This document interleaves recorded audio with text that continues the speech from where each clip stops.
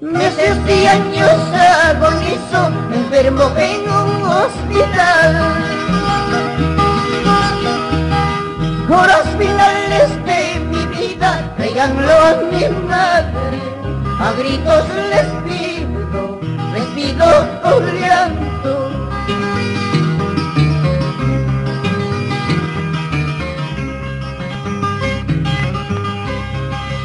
Amigos míos, quiero contarles pasajes de mi vida.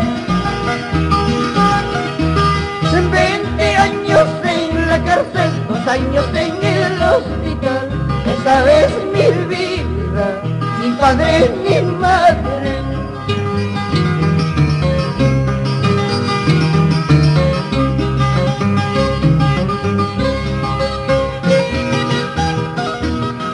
Tápame la cara, madre mía.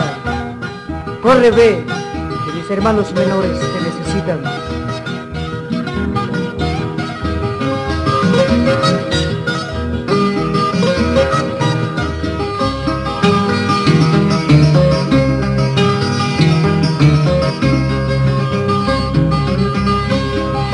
Madre mía, te suplico, un llanto en los ojos.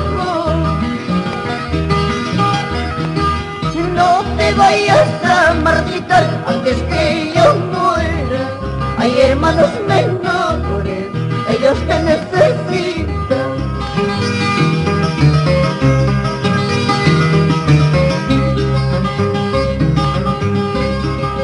Adiós, casita tan humilde, y ya me despido. Rosa blanca, cruz negra, recuerdos que quedan, recuerdos que matan, tápenme la cara. Adiós, amigos de la niñez.